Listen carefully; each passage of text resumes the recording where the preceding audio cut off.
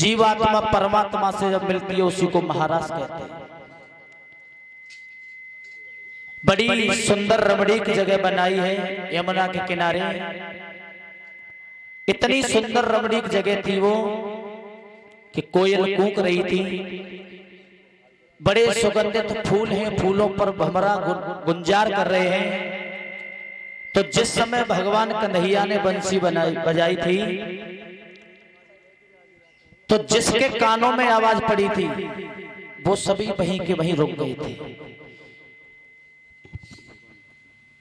पेड़ पौधे, हवा, पशु पक्षी, कीड़े मकोड़े सब बड़ा ही आनंद ले रहे हैं। और गोपिकाओं के जब कानों में बंसी पड़ी तो जो जैसी बैठी थी वैसी भाग खड़ी हुई।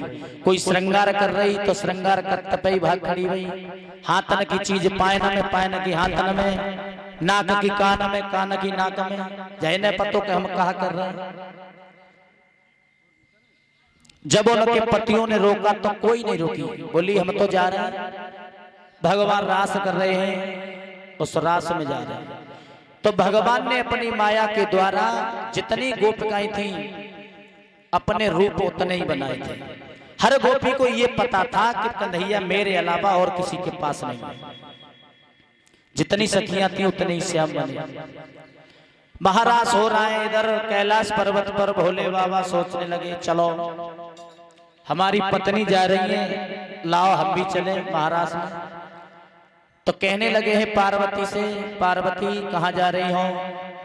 पार्वती बोली हम जा रहे हैं महाराज देखने के लिए। तो भोले बाबा कहने लगे तुम जा रही हो तो हम भी चलेंगे। और बोले हैं भोले बाबा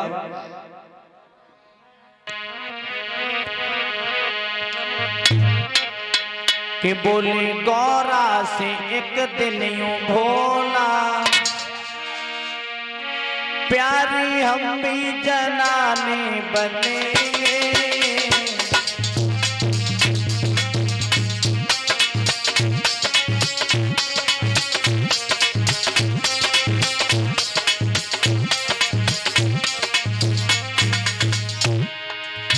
कहने लगे हमें भी तुम जनाना बनाओ।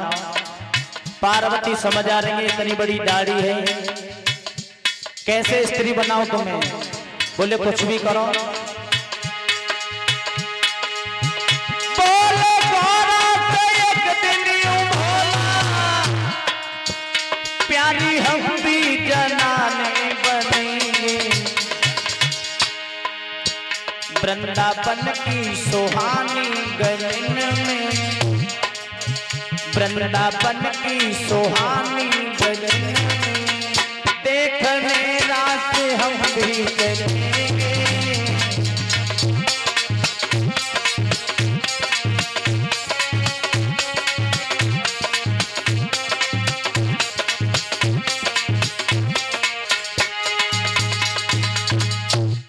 कहने लगे श्रृंगार करो। तो जब ज्यादा हटकी है तो पार्वती मैया श्रृंगार करने लगी। श्रृंगार किया है भोले बाबा का और इतना सुंदर श्रृंगार किया है। आंखों में कजरा लगाया, साड़ी पहनाई है, हाथन में मुंदरियां हैं, पैर में पायल है, बिल्कुल स्त्री बन गए जनाना। और चले आगे आगे मैया पार्वती जा रही हैं और पीछे पीछे भोला। जब चले हैं और जहां महाराज हो रहा था और महाराज के मुख्य द्वार पर पहुंच गए। वहां पर एक गोपी का पैरा था। गोपी कहने लगी ओए कहां जा रही हो? पार्वती मैया कहने लगी तुम्हें नहीं पता कहां जा रहे हैं? महाराज हो रहा है, महाराज देखने जा रहे हैं। बोले पहले तुम अपना परिचय दो, कहां से आई हो, कौन हो?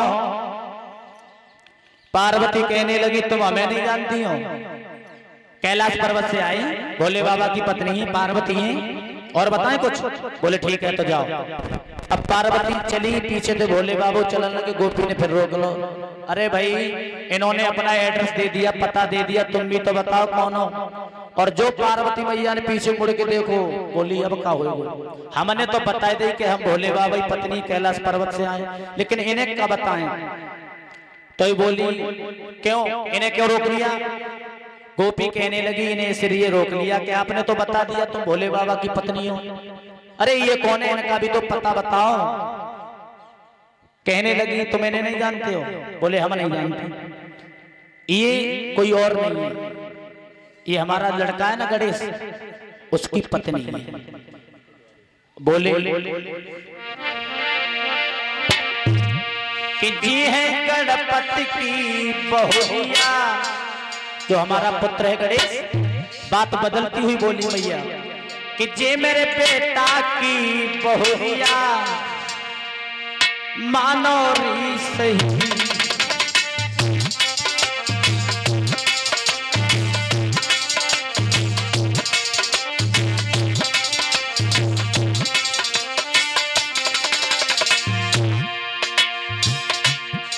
जे मेरे लाला की बहुरिया, कछु मानो तो सही।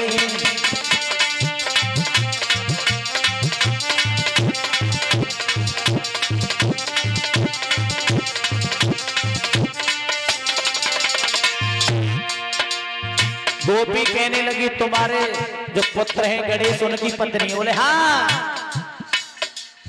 गोपी कहने लगी तुमने शादी कर ली लेकिन हमें बताई तक ना। चलो कोई बात नहीं, शादी कर ली अपने लला की, खबर लो नाए भेजवाई।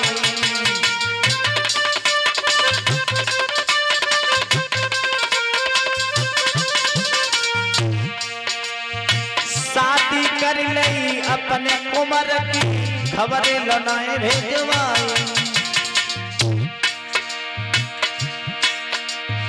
घूंघट ने कहा कैसी कैसी बहू आई, कैसी गणपति की बहुरिया, मानो नी सही।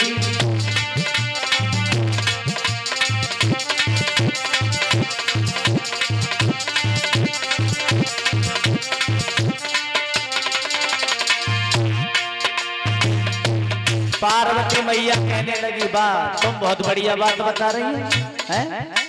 यहाँ आ गए तो मुंह दिखा दो, पर्वत पे आना और कुछ दक्षिणा लाना तब मुंह दिखाई देगा, ऐसे थोड़ा ही। जी है गणपति की बहुरिया, मानो री सही।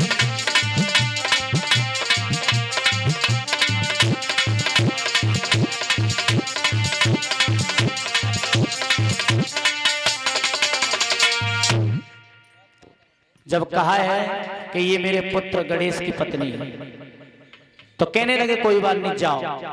अब महाराष्ट्र में जब पहुंचे हैं भोले बाबा, इधर भगवान कन्हैया महाराज कर रहे हैं, हर गोपी के साथ हैं। किसी गोपी को ये नहीं पता कि मेरे अलावा किसी और के भी साथ है। तो महाराज जब महाराज देख रहे हैं तो भोले बाबा को चैन नहीं पड़ा। नेक उचको करें तब तक पार्वती बैठा देखो, चुप बैठ जाओ, क्यों पोल पट्टी खुलवाओगे। अब साड़ी हती मोटी, पहले की हमारी माताएं बड़ी मोटी साड़ी पहनती और घूंघट एक हाथ तक हो तो वहां तक। और अब परीक्षित महाराज वो पता ना कौन सी साड़ी चल गई है, नेटक ही। हाँ, कितनो लंबो घूंघट मान लो, आंखें ढेल की तरह चमकती हैं। सामने किताब धल्लो खोल के पढ़ रहे हो आराम से। हाँ, मच्छरदानी तुम सही होते तो उचक उचक के रह जाओ करें भोले बाबा, लेकिन पार्वती उन्हें महाराज न देखन। और जब महाराज हो रहा था भोले बाबा ने एक बात सोची, तारे करिया तुम्हें बड़े गुण भरे में पतो ही तू ऐसो है। और बोले हैं अरे कारे कारे मोहन सखिया मोह रे, कारे कारे मोहन सखिया मोह रे, तीनों जादू को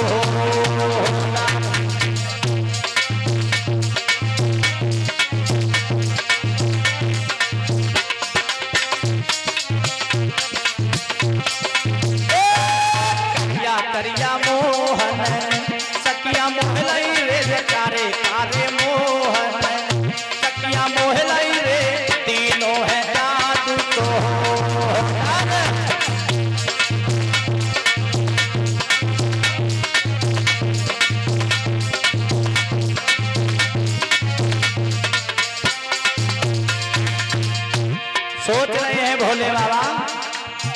तीनों जादू डारे नारे घर द्वार भूल गई अपने को छोड़े कृष्ण के संग नाचे रही रे। सोच रहे महाराज में बैठे हैं भोले बाबा। अरे तीनों जादू डारे नारे घर द्वार भूल गई पति अपने को छोड़े कृष्ण के संग नाचे रही रे। संग नाचे कृष्ण कन्हैया और सखियन पेरी दे बजाए रो कैसी मधुर बचे करिया करिया मोहन सखिया मोहन रे तीनों है जादू कारे कारे मोहन सखिया मोहन रे कारे कारे मोहन सखिया मोहन रे तीनों है जादू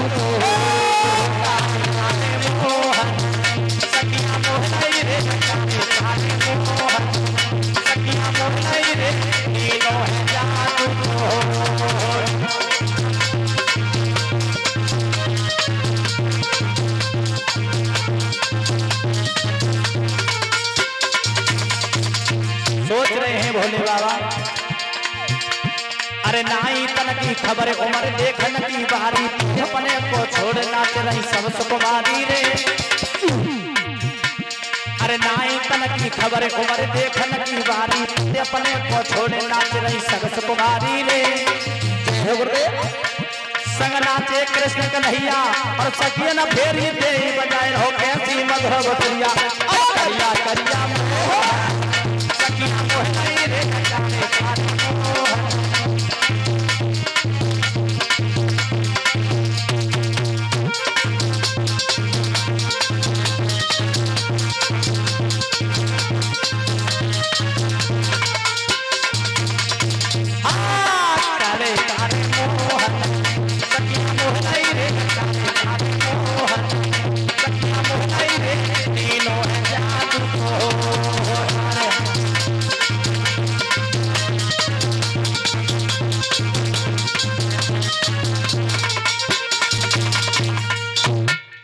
सोच रहे हैं बारे कन्हैया मोह का पतु दो में तने बड़े गुण भरे तो चैन न आयो नाथ को वो सुंदर छटा निहार डमरूली नो हाथ में और साड़ी धरी उतार।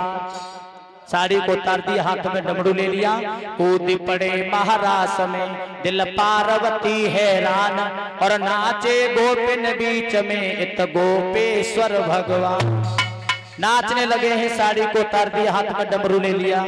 इनकी पहचान हो गई कि भोले बाबा भी आए थे महाराष्ट्र में। यहाँ पर भोले बाबा का एक नाम और पड़ा है गोपेश्वर। बोलिए गोपेश्वर भगवान की।